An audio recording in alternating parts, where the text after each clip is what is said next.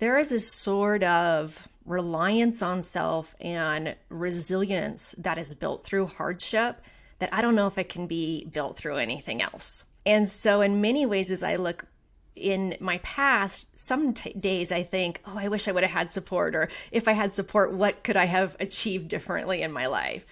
And then at other times I look back and I say, wow, am I lucky? Like the amount of resilience and fortitude that I was able to develop because of my unique situation and my unique story is incredible. So what you're talking about is a very young woman who is scared to death and knows that it doesn't matter if I'm afraid, I have to go do this thing anyways, because there's no one else who's out here and going to save me.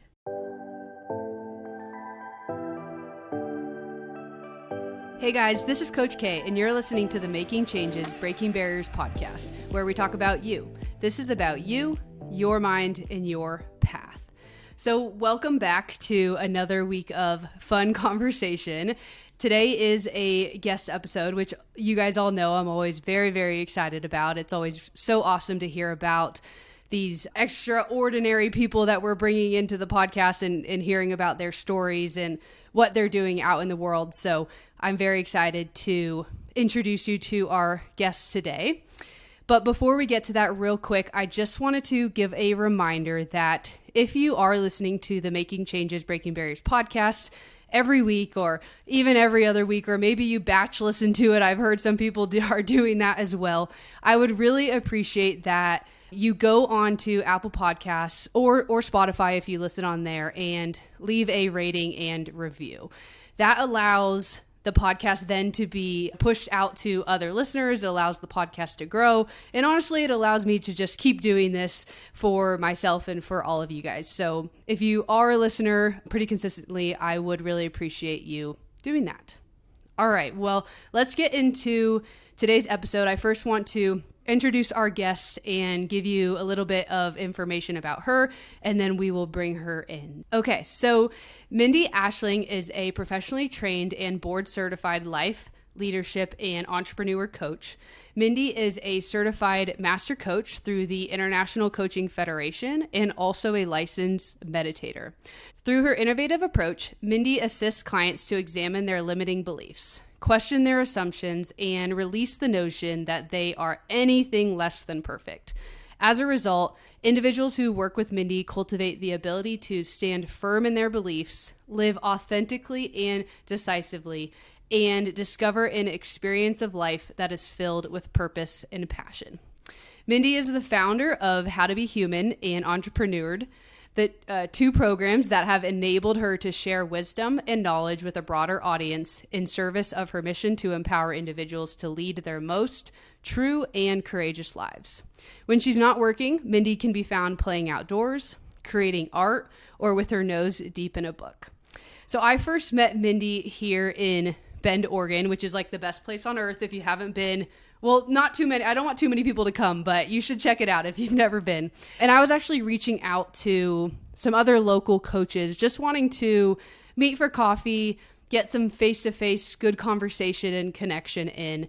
As you guys know, my full-time job is a remote job, so I do a lot of work behind a computer screen and in my own home. And so it was really just me wanting to reach out to locals and get some of that face-to-face connection in and see what other people in this town are doing in the coaching space. So we met sometime last winter and we just chatted away for, I think like it was more than 2 hours, and it was just such great conversation. So I'm really excited to have Mindy here and for all of you, my audience, to get to hear more about Mindy's story. So with that being said, hi Mindy, thank you for being here with us today. Hi, thank you so much for having me.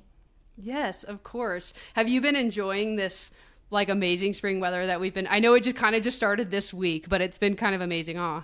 Oh my gosh, it has been so much joy has arisen from this great weather because winter has been really long this year. It was long. I know Cora and I have been like out on a walk almost every morning this week. And I think it was just yesterday. She said, this weather I'm like immediately happier with this weather. So have you been like out hiking or anything like that yet this week?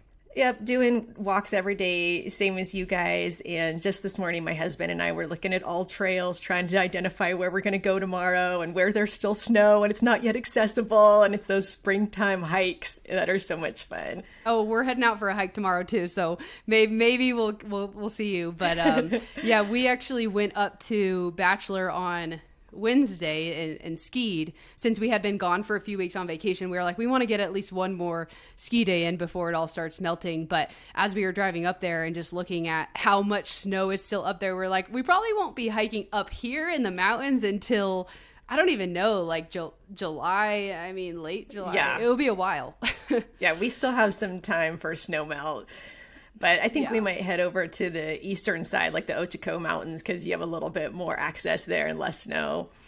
Oh, cool. Okay. Yeah, I mean, so this actually marks the 2-year point of when Cora and I moved here. And so we have so much more exploring to do. And even the last couple summers, it feels like we weren't even able to get to very much because we actually had like so many weddings to go to. It felt like we were gone for so many weekends, but this summer we are here for the most part and just like super excited to explore more. There's so much to do.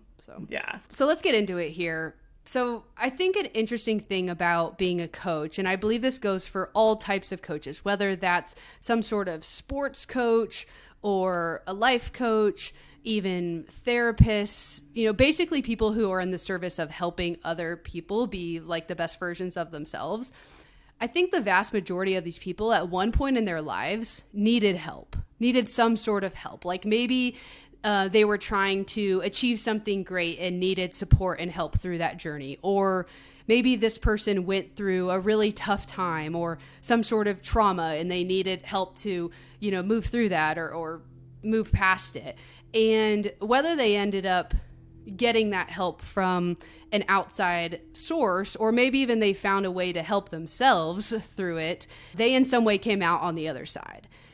And so this isn't necessarily everyone, but from what I'm finding, I do think this is a lot of these people who are in this profession. So with that being said, I would love to hear more about your experience and even going back to your childhood experience, because from what I was reading, it sounds like that experience may have really started you down this journey of self-discovery. So if you would want to just kind of go into that to start, I think that would be awesome.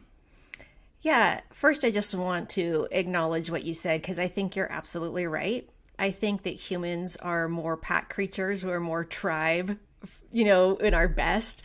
But we live in a society that's very individualistic. And so that's sort of mixed messages. And so if we've had a past that has required us to reach out to others, we've broken through that stigma. And we know that with others, we're more powerful. And with other support systems, we can go further than we can go by ourselves. So I think you're absolutely right. And then, of course, as you mentioned, there's sort of that inner work, that empathy building, and understanding what it's like to go through a situation that helps when you take a role of helping someone who's going through that situation. So, yeah, you're right. With my story, I had sort of a bumpy childhood. I had a mom who had an undiagnosed mental illness. And I think the most challenging thing about that experience, and I'm sure a lot of people can relate to this because I think there's a lot of gaslighting out there, whether it happens in relationships or as a child, but this sense of there's somebody telling me the world is like this, but my inner knowing says it's like that. And there's this dissonance inside of me that I don't know what to do with. And the answer to that, right, is building self-trust and owning your experience of the world instead of allowing other people to tell you what's happening. But as a child having that experience, it was a lot of work in my adult life to really cultivate that self-trust and find what my voice was and give myself permission to own it. So with that self-trust that you're talking about, I mean, what things did you feel like you had to work through? Like as an adult, you maybe had a voice in your head saying one thing and you had to work through it to get to this other place. I mean, can you give us an example of what that looked like? Yeah, I think there is several stages to that. And first, there's sort of this feeling that you're betraying a parent or you're betraying somebody else by disagreeing with them. The way I grew up, it was this idea that agreeing with people was the way to love them. And so that was the first belief system that I had to sort of dismantle and say, okay, I was taught this, but do I really believe this? Is that what love is to me? And I realized it's not. And when I witnessed people disagree in a loving way, I admired it. And then I learned, okay, so first I'm giving myself permission to disagree with my family, which is huge. Which is so hard too. It's hard. So huge. And then after that, it's, okay, what do I want to believe? And in this case, like I was telling you, this certain belief system is it's okay to disagree, and that has no reflection on how much you love somebody. Mm-hmm. As much as even maybe that other person makes it seem like, hey, you're disagreeing with me, that must mean you don't love me, but having enough trust in our own beliefs to say, no, that's actually not true. I just disagree, but I still love you. Right. Yes.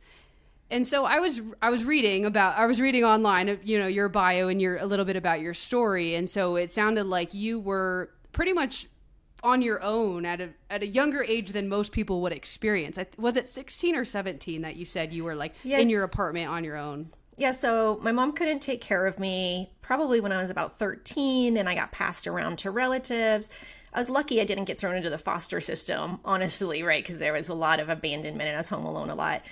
And then finally got on my own at 17, took my GED test, got into the early admit program at college, got a little studio apartment, and that sort of set me on my next chapter. Can you talk a little bit about that experience? I mean, I'm sure that you, without having maybe the support system that some other people have in that instance and being more on your own, I'm sure you dealt with quite a few challenges, whether those were inner challenges or just figuring out the world on your own.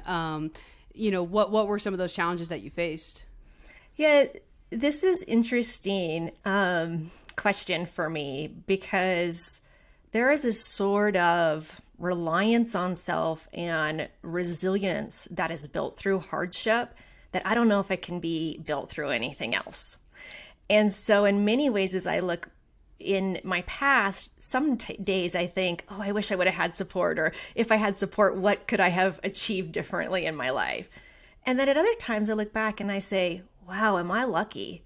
Like the amount of resilience and fortitude that I was able to develop because of my unique situation and my unique story is incredible. So what you're talking about is a very young woman who is scared to death and knows that it doesn't matter if I'm afraid, I have to go do this thing anyways, because there's no one else who's out here and going to save me. If I want to make a different life, it's on me. And then pulling from, that inner reservoir of resilience, right? It sounds like you almost didn't have time in that moment to realize, okay, wait, I'm on my own. This is crazy. Maybe other people aren't experiencing. It was just more like, I'm on my own. I got to figure this out. Right. And there was negatives of that, right? Going into survival mode, which I had to heal later. But there was also positives of that, which was learning to do things even when you're afraid.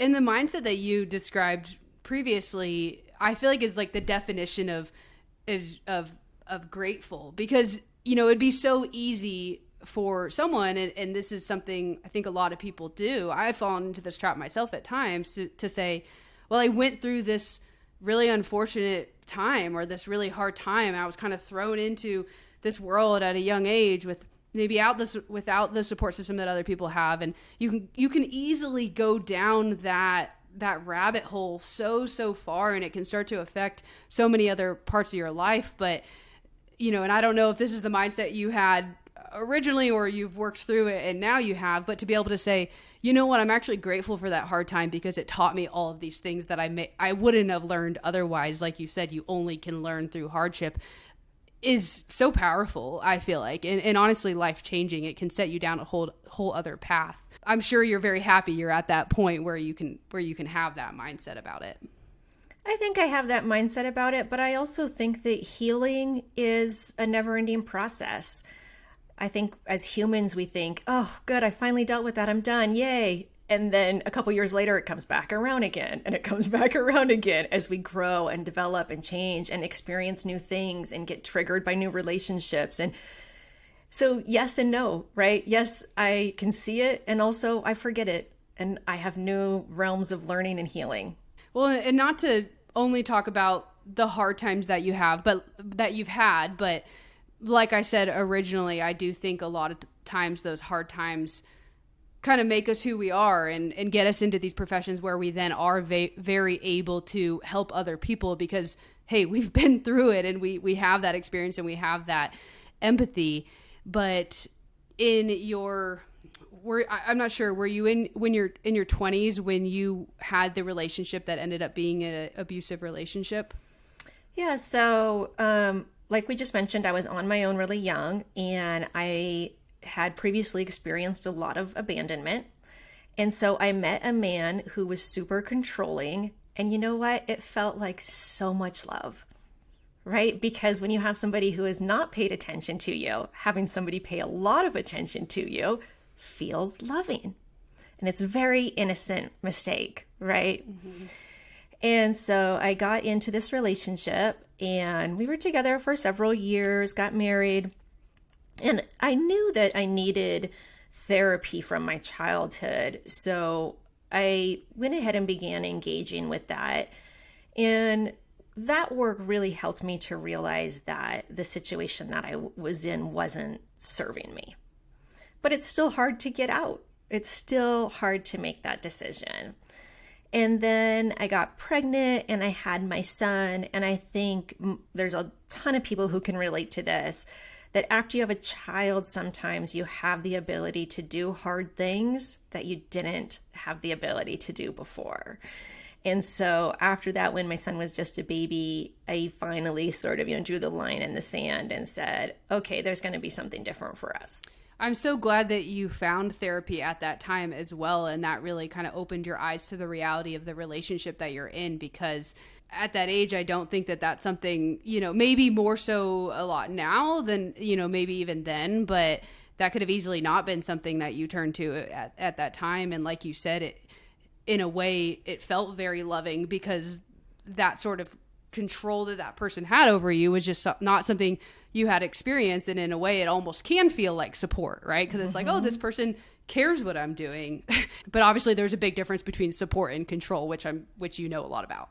Yeah, you're absolutely right. So it was someone who helped me learn how to be an investigator of my own life, right? Mm-hmm. And really helped me pick apart, same kind of things I was talking about before. What is love?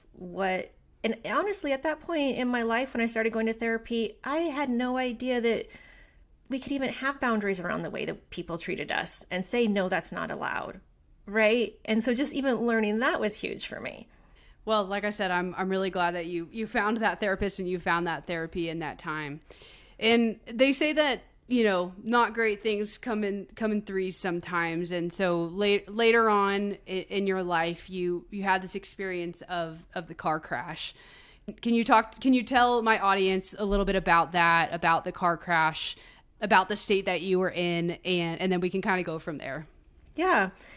So right before my car accident was a great time in my life. I felt super healed. I was in a good relationship. I was already coaching. I had a thriving coaching business on the peninsula.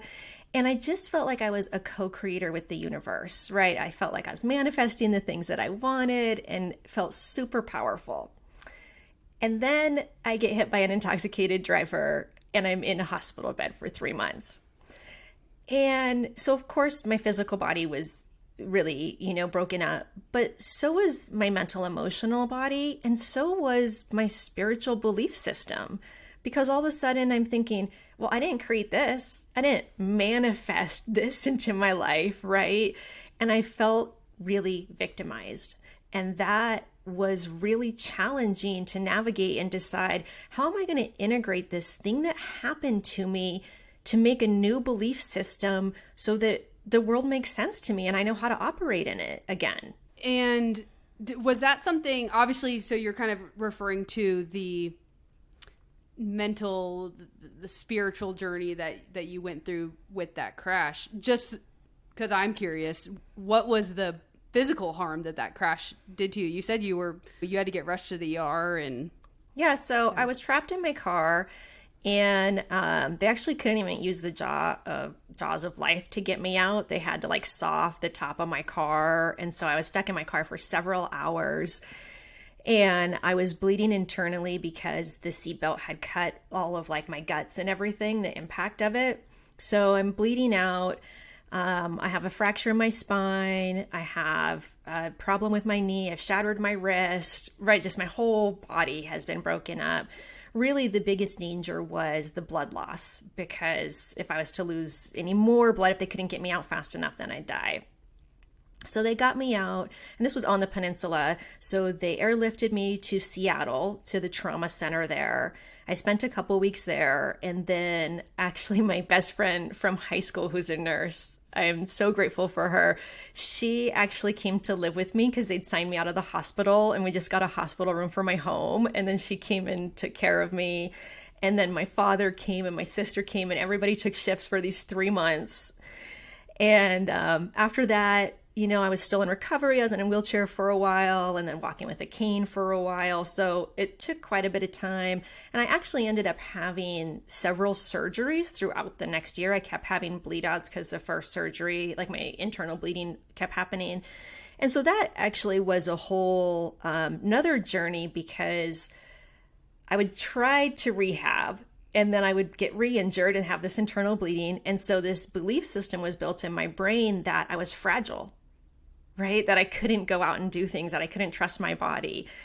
And so even that was another part of recovery, is like rebuilding that trust in my body, that it was fixed and it was whole and I could go out and do things.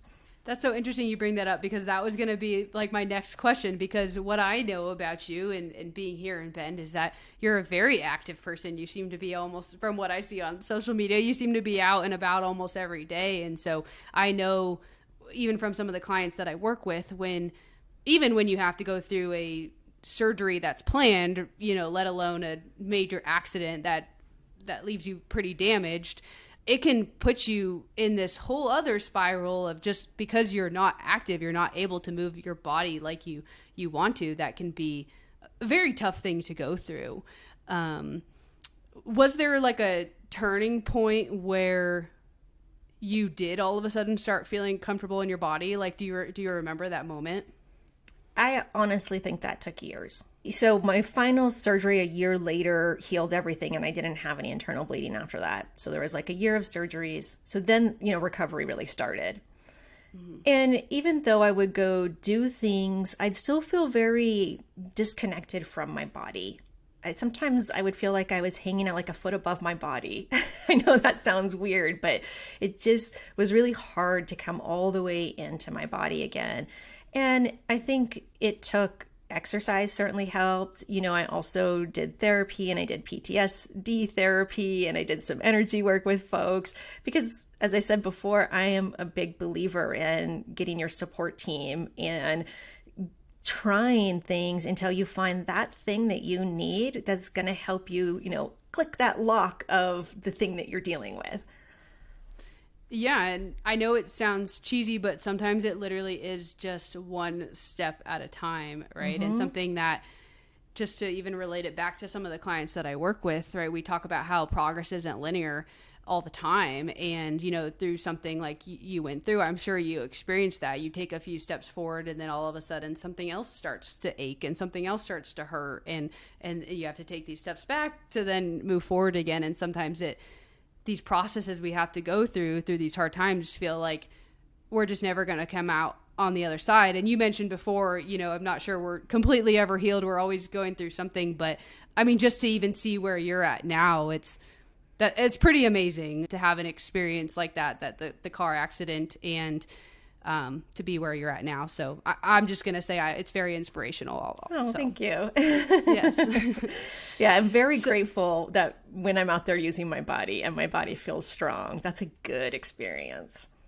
Talk about something to be grateful for. We talked about the weather when we first got on, but to have a healthy body and to be able to move in our body and to be able to go out on a hike and lift weights or whatever people's form of exercise is I mean, I'm grateful for it every morning. I'm not sure I totally recognize that every morning. I probably should, but I want this to last as long as I possibly can, because it's just something that I think is so vital to even our mental health, and how we go about the world. So, yeah, I absolutely agree. I just want to say, like, my gratitude for my body usually kicks in like 20 minutes into my exercise, right? Like, it's still hard to get, on the treadmill or to start doing it. And then once the endorphins start going, I start feeling good. I'm like, oh, okay, good. Like 20 minutes in, there's all that rush of good feeling. Oh, believe me, I get it. I mean, like I said, we were on vacation for a few weeks, and I think this is a sign that I'm like getting older as well, but just not lifting weights for a couple weeks and then getting back to it this week. Cora and I did 4 workouts, and this entire week we've been like struggling to get up off the couch, and we're like limping around the house because we're just so sore, and every day we're like, do we have to do this? So believe me, even though I'm like in this profession and I love working out, I agree. You have to just kind of start. Cora actually told me one day, she was like, do not bring up any like controversial topics or even like ask me to do anything like 5 minutes before a workout, because all I'm trying to do is like pump myself up to get into the workout, and I'm not happy about it. So like Totally. don't do it. Well, let's get into the coaching part of things a little bit more. And some of this, the answer to this question might relate back to everything we just talked about, but I want you to answer, like, why is life coaching what you're currently choosing to do with your life? Or part of what you're doing with your life, I should say. Yeah, I think in its simplest form, I would say because it works. After this, huge long trail of sort of suffering that I went through in my life. And yeah, I had a lot of traumas, right? Some of us do, some of us have less. None of us get through unscathed, but we can't control life. I found myself in this place where I just thought, this can't be it, right? There's got to be something more. And so I'm like, okay, I'm going to go back to my Christian church from my childhood. Okay, no, that's not it. Okay, I'm going to try these other religions. Okay, that's not it. Oh, I'm going to go see a psychic. I'm going to go live in India in an ashram. I'm going to just trying to see, like, okay, what's the answer here to this? Like, how do I stop this suffering? How do I change the way I feel like I'm in the world? And then I got exposed to life coaching, and I'm like, oh, this works. And I fell in love with it. Did you have a life coach yourself, or was it more through the education of becoming a life coach that you realized that? I had a life coach, and I also did some courses that were sort of the same modality. I like to say that life coaching is sort of applying like the scientific method to life. It's like you make a hypothesis, you test the hypothesis, you see what the results are, whether that's about what you believe or the actions you take, right? It's a very logical way to interact with your life and engage with the world. And I think that's why it's so effective. I like how you just explained that, because sometimes it's not that it's experimental, but you do have a hypothesis, and then you have to go and see if it works, because the same thing isn't going to work for each person, because everyone's experience in the world and in their own personal life is very different. But I think having someone kind of by your side, or that you're meeting with weekly and talking through these things with, is so important through that journey, because sometimes talking through those things in our own head, or even talking through things with a spouse or significant other or a parent or whatever, even if you have a great relationship with that person, is always going to be a little bit different. Like in some way, I do feel like those conversations may be jaded or have so much more to them than you even realize. But having someone a bit more neutral, and obviously who knows what they're doing, to help guide us through that experimentation, I don't know if that's the right word, but feels like that a little bit sometimes, I think is so helpful. Yeah, I absolutely agree with you. I think you're right. We can't examine our heads from inside our heads, right? Like you need an outside person to help do that. And then having that person be unbiased not only allows like that clear mirror for you to come up with your own answers, but I think all of us have little bits of ourself that we're not bringing to the table. And so when you're with a professional who's unbiased and holding that space for you, you can bring something into being that maybe has just been too scary to bring into being before, or even mention with a loved one.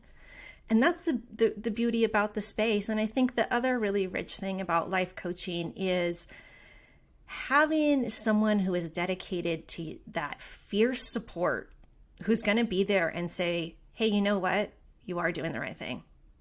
Yeah. And that person, I'll say at least 99% of the time is going to be ready for that when that meeting comes. I think one interesting thing about relying on a friend or relying on a family member or your spouse to be that fierce support is sometimes they may be ready and sometimes they may not, because guess what? This isn't their job, and they have their own life that they're trying to figure out and their own thoughts to figure out on a daily basis. So, not to bring us too much into it, but I think Cora and I experience that sometimes we'll both be in this awesome place, in this place where we want to have this conversation with each other. And it's great. Like we're exactly what each other need in that moment.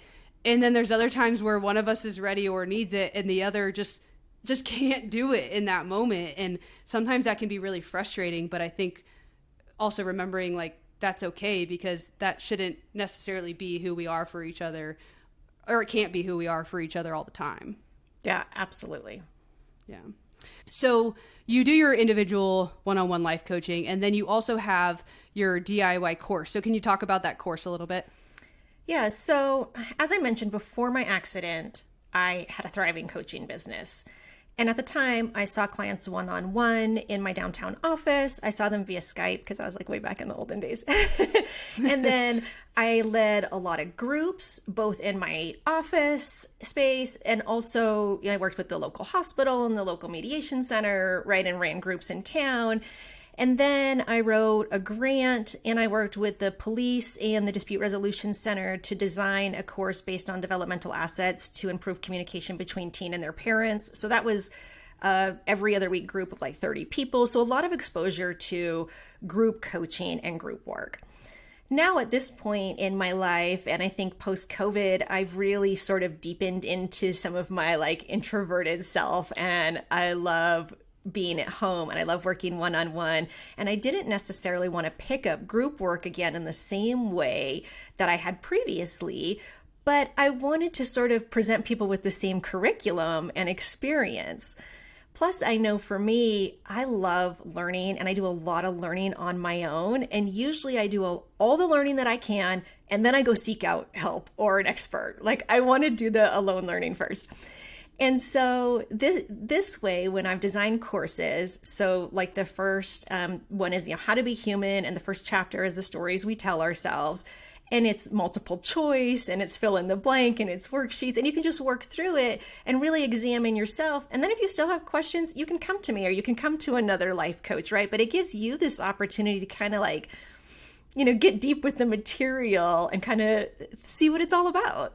I love that title. You had mentioned that title when we first met a few months back, How to Be Human. And I think it just really embodies what you're trying to do with the course. And it just is hard to be human sometimes. And so having a course on how to actually do all of it and how to approach all those situations is really cool. So thank you for explaining a little bit more about that. And for any of the audience who is interested in it, I will link the website to check out more about that course in the episode bio.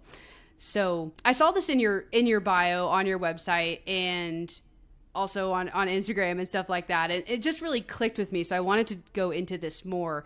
But when you talk about how you help clients, so kind of digging more into the details of the life coaching piece of things, you say that you assist clients to examine their limiting beliefs, question their assumptions, and release the notion that they are anything less than perfect. And when I read that, I was like, I love it, right? I want that. But at the same time, I also thought that's really hard, right? That's really hard to do. It's so hard for us as humans to even believe in ourselves, right? To not always try and be something different than we actually are, and to not give into the societal pressures of whatever it may be, whether it's social media or our parents or whatever it is. So I know this is a big question, but I am just really curious, like, how do you start this process with the client when they come to you, and this is clearly, what they need help with?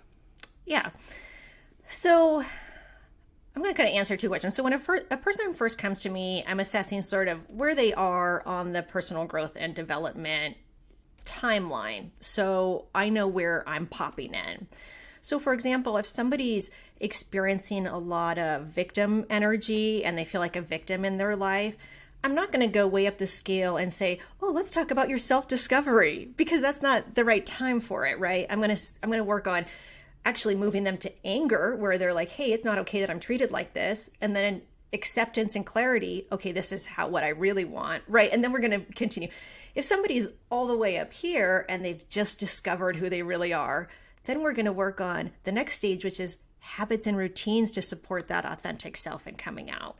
So, it kind of depends on where you are on the scale, where we're going to start. And so when I give a free consultation, that's kind of what I'm assessing and we're talking about is, where do you find yourself? And some people find themselves, in different areas and different situations of their life. It's not all one. And then the piece you're talking about, let's start with the end part of that, sort of anything less than perfect. So I think when most people come to me, it's this idea of, well, as soon as I achieve this goal or as soon as I arrive here, then everything's going to be fine. It's going to be cool, right? I'm finally going to figure it out. I mean, we all think this, oh, when I'm 30, this is going to be over, right? Like this angst of being a human. And so through conversations and through our coaching, no matter what we're looking at, we're always going back to this question of sort of like, okay, well, is that true? Like, is that really how it works? And for a lot of people, when they realize like, oh, okay, wait, that's not true. This is really about the journey, right? It's not about arriving someplace. Then there's grief. The inner 2-year-old goes like, what the heck? I wanted to arrive, right? So we go through the grief process, but then we can talk about the journey and we go, okay, well, what's this journey about? And like you said, you know what? Sometimes this journey is about comparing myself to others and the pain and experiencing the pain of that. And sometimes this journey is not being true to myself and suffering because I'm not true to myself and then becoming true to myself again. And it's failure, it's success, it's remembering, it's forgetting. And so as I keep leading sort of the questions back to that as I'm working with a client, I'm cultivating this, what I believe is just a really deep truth, that we're here to be messy. We're here to, I love to say, like, it's for the full ride. Right? I didn't come here just to be perfect and experience all the happiness. That's not what being a human is about. It's about the full ride. And how do we embrace that full ride with grace so that, for example, if we, self-abandon and we're in a situation, we go, oh my God, there I am self-abandoning. Like, oh, that's silly that I'm doing that again. Like, better stop. Instead of like, I'm going to punish myself for years. I'm going to hate myself. I'm going to have shame, right? Because that just makes it all worse. So it's really about this acceptance that you're perfect. It's perfect. It's okay.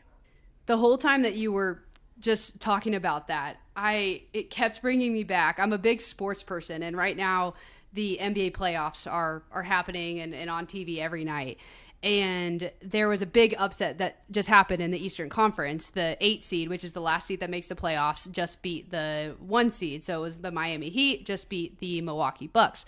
And the superstar on the Milwaukee Bucks, Giannis, was being interviewed after this game where his team just lost, and it was this big surprise. They shouldn't have lost. They were actually like the team expected to win it all, win the championship.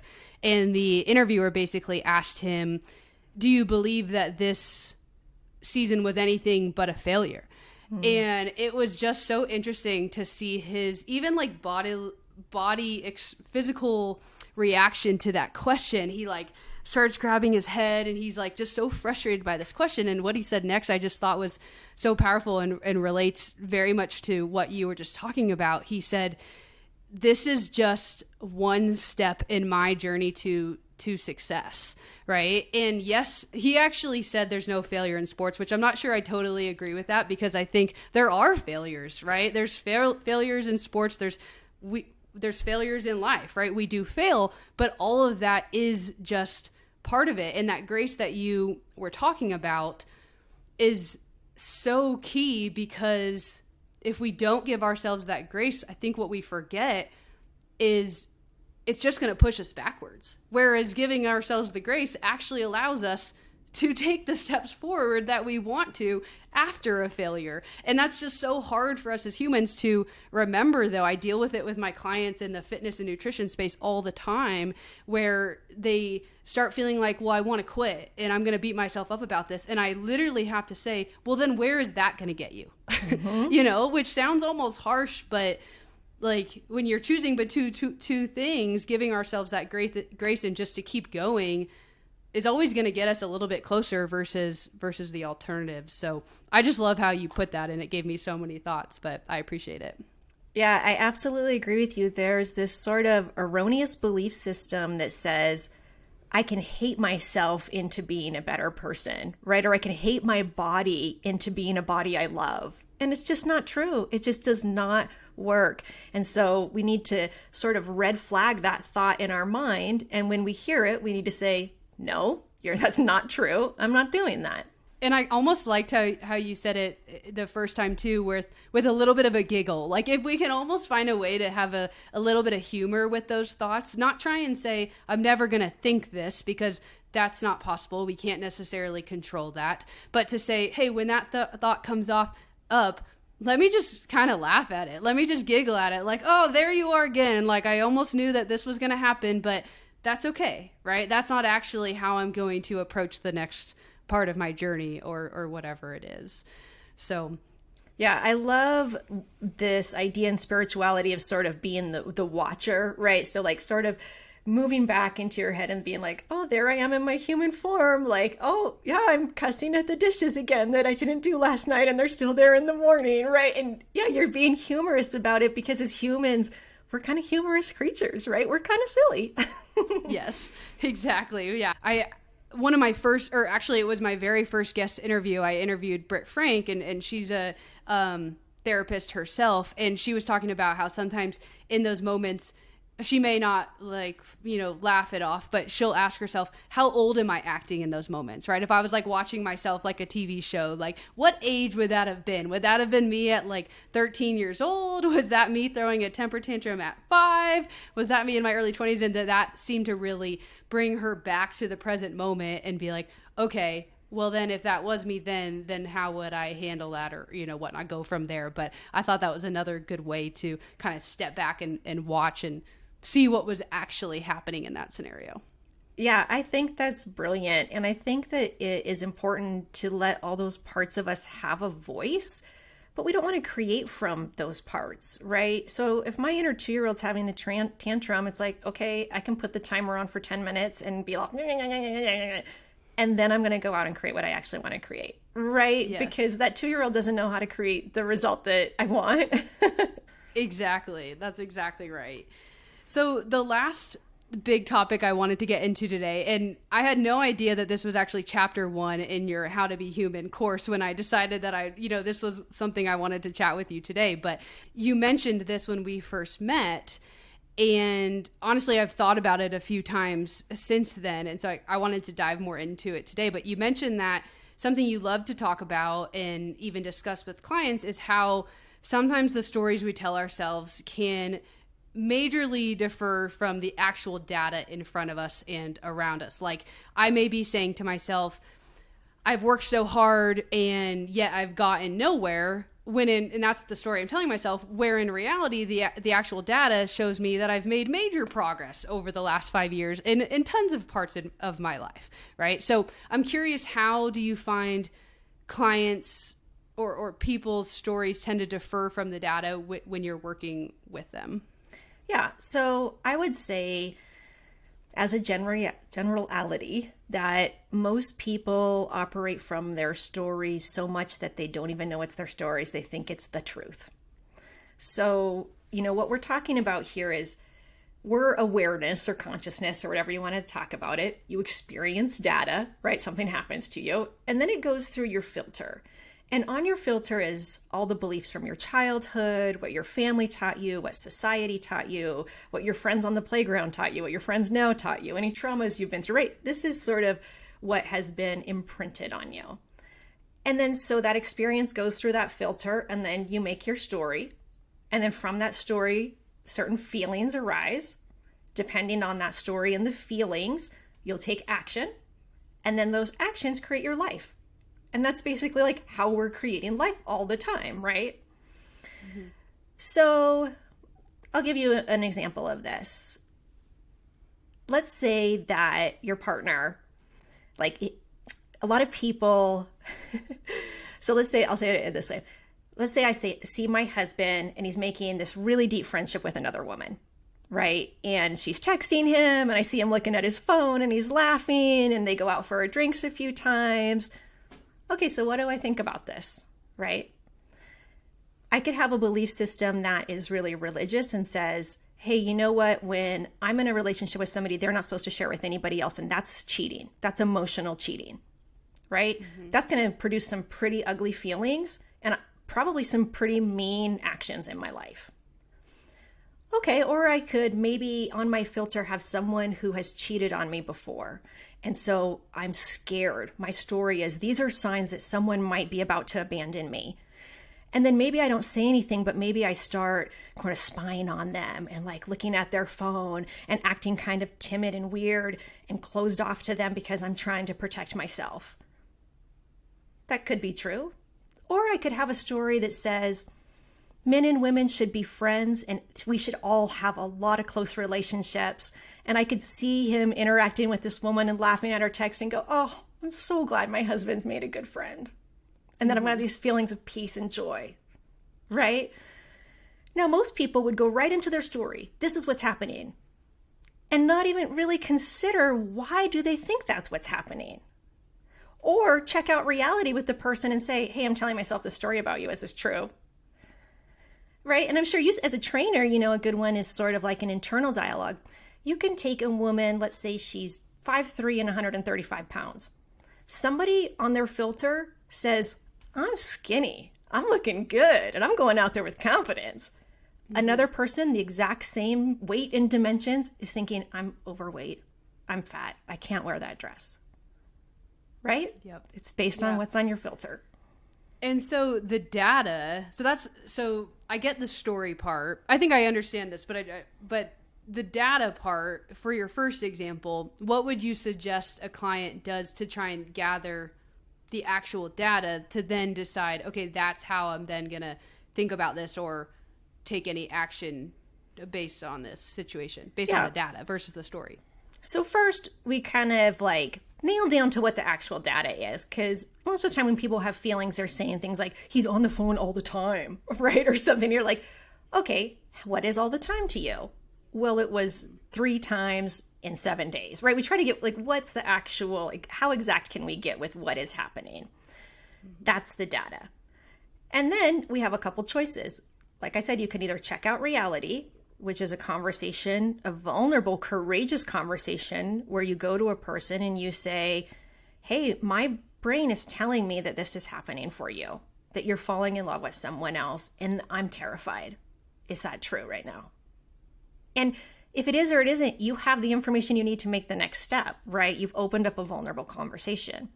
Mm-hmm. Or your choice is to try on a different belief system. I believe belief systems are like pants, right? You try them on, you wear them for a week or two, you see how they feel. So with some clients, I'll say something like, okay, well, just pretend that your husband is totally in love with you and this has nothing to do. How would you act differently? Oh, well, I'd probably start approaching him for sex again, and I'd probably make him dinner, and I probably wouldn't, right? Okay, you do all those things this week and then see what happens. And then they come back and, like I said, this is the hypothesis. We're going to test it out. We test it in your life. You come back and you see the results. And then we make another one and we keep moving forward. Thank you. I appreciate that explanation. It makes a whole lot more sense to me now. And I think the conversation piece, the vulnerable conversation, can be so powerful. Yet it's another thing that the first thing that comes to my mind is those conversations are so hard. But Cora and I actually learned that phrase, like, hey, this is the story I'm telling myself, when we heard Brene Brown say it in a podcast a few years back. And so we use that occasionally in our relationship. And I will say it's almost like good trigger into the type of conversation we're about to have, first of all. And also it's a great way for the person who's bringing it up to not be like, hey, you're doing this, this, and this. It's more like, hey, I'm feeling this way about what's going on. It's a great way for the other person not to feel attacked in the situation as well. Yeah, it's a good communication technique. One time when I was working with a coach, we were looking at this and she recommended that I just check out reality about everything, like as many thoughts as I could. And I did. And what I learned was that my brain is wrong like 99% of the time, right? Like it's just not a very reliable source. And so believing my thoughts without bringing sort of, I don't know if you want to call it like my innate self or my consciousness or my intuition, right? But I'm not my thoughts. You're not your thoughts. There's something more happening here. And without bringing that presence to the thought process and saying, yes, no, you're believable, you're not believable, just using your mind, it's just a really unreliable tool to guide your life. And you brought this up with my profession as well, and how people feel in their body. And this can go as far as body dysmorphia. But this is something, I've dealt with myself. I actually haven't talked about this much in this podcast before, but when I was a sophomore in high school, I actually weighed the most I have, even in my adult life. I weighed like 25 more pounds than I do now. And so sometimes even how I feel now in my body, now I always think there's a balance between like wanting to grow and be our best self and all that sort of stuff too. But I have to remind myself, like, what if I had 25 more pounds on me, right? Like in a way I want to be grateful for the body that I have now and what it allows me to do. But it's, it's hard sometimes, but stepping back and realizing the stories that we're telling ourselves can be very powerful. So. Yeah, I saw a funny meme once that said something like, I wish I was as fat as I was the first time I thought I was fat. Right? Like that idea that, yeah, that's just your brain thinking those thoughts. And so, oh my gosh, right, have some perspective. That is so real. Yeah, right? That is so real. Wow. Well, I think we're going to end the deep conversation on that because that was a great laugh. And wow, that is so real. I should find that meme and just have it on hand for like a client at some point. But we end I'm totally transitioning here, but we end every episode, or I end every episode with a rapid fire round when I have a guest on. And basically this is 5 questions that are supposed to go kind of quick. The goal is that you're answering each question in 1 word to 1 sentence. Obviously, if it's more than that, that's okay, but that's the goal. And so, yeah, I have the 5 questions ready for you. Are you ready for it? I am ready. Okay. Awesome. Let's do it. So question number 1 is, what is one thing you're looking forward to over the next few months? Hiking, being outdoors. Love it. That's my answer too. Number 2, what is one thing you love about being a coach? The intimacy and vulnerability of it. When someone's vulnerable, all their beauty shows. And getting to witness that is really cool. I agree. That's something I'm really grateful for in my position as well. I know we're coaching kind of a little bit in a different way right now, but just getting to be a part of someone else's journey, and even if we're helping them just a little amount, it's hard not to love that. So Number 3, what is one emotion you have a hard time feeling?